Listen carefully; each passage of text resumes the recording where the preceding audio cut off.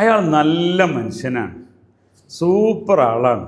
ഇത് ഒന്ന് മറ്റൊരാൾക്ക് ഏത് വാക്കുകളാണ് ഉപയോഗിക്കേണ്ടത് നിങ്ങൾക്കറിയാമോ?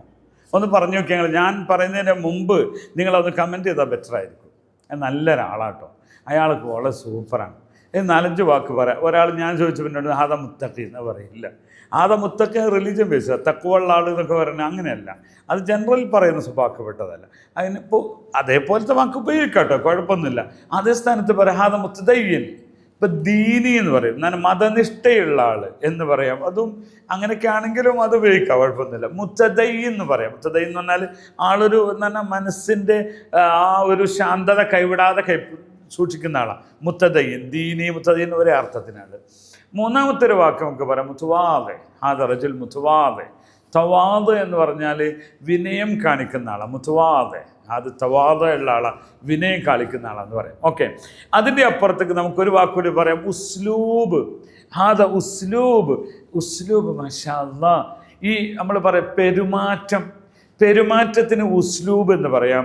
സ്വഭാവത്തിന് അഖ്ലാഖ് എന്ന് പറയാം. അഖ്ലാഖ് ഉസ്ലൂബ്.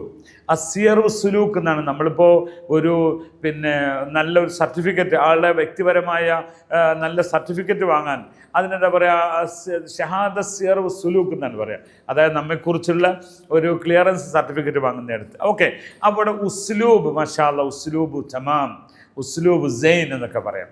ഇനി അതൊന്നുമല്ല, ആദ്യം പറയുന്ന ഏറ്റവും നല്ല വാക്ക് ഹാദ റജുൽ തയ്യിബ്.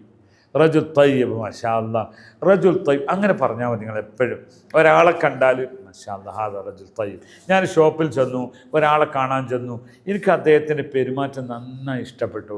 ഞാൻ അദ്ദേഹത്തെക്കുറിച്ച് പറയും മാഷാ അല്ലാ റജാൽ തയ്യിബ്, റജാൽ തയ്യിബ്. തയ്യിബ് എന്ന് പറയാം. തയ്യിബ് എന്ന് പറയുമ്പോൾ അങ്ങോട്ട് വല്ലാതെ കേൾക്കൊന്നുമില്ല. ഓക്കെ, അപ്പം നമ്മൾ എന്താ പറഞ്ഞത്, തയ്യിബ് എന്ന് പറയാം.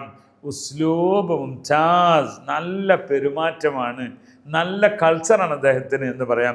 അതുപോലെ സഖാഫ, കൾച്ചറിന് സഖാഫ എന്ന് പറയാം.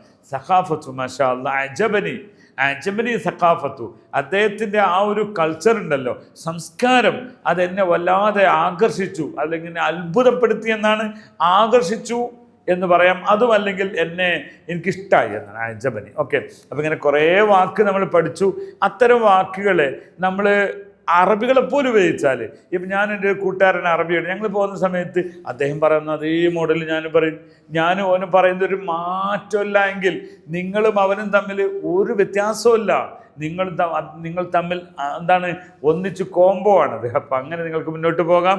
അറബികളോട് സംസാരിക്കുവാൻ അവരുപയോഗിക്കുന്ന ഇത്തരം വാക്കുകളെ നമ്മൾ പ്രയോഗിക്കാൻ പഠിക്കുക എന്നുള്ളതാണ്. അപ്പോൾ ഒന്നുകൂടി ഞാൻ റിപ്പീറ്റ് ചെയ്യാം 4 വാക്കുകളെ. ഒന്ന് ഞാൻ ആദ്യം പറഞ്ഞു, റജുൽ തയ്യിബ്. റജുൽ തയ്യിബ് മാഷാ അല്ലാ, റജുൽ തയ്യിബ്. റജുൽ ദീനി, റജുൽ മുത്തദയ്യൻ, മുത്തദയ്യൻ. അതുമല്ലെങ്കിൽ നമുക്ക് പറയാം ഹാദ മുത്തുവാദ്. മുത്തുവാദ് എന്ന് പറഞ്ഞാൽ വിനയുള്ള ആൾ. ഉസ്ലൂബ് മാഷാ അല്ലാ, ഉസ്ലൂബ് തമാം. അഖ്ലാഖു മാ ഇഹ്താജ്, സ്വഭാവം പറയാനില്ല, സൂപ്പർ സ്വഭാവമാണ്. ഇത്തരം നല്ല നല്ല വാക്കുകൾ നിങ്ങൾക്കും പഠിക്കണോ? അറബിക് യൂണിയൻ ജോയിൻ ചെയ്യുക. മഷ്കുരിൻ ജിദ്ദൻ, മഅസ്സലാമ.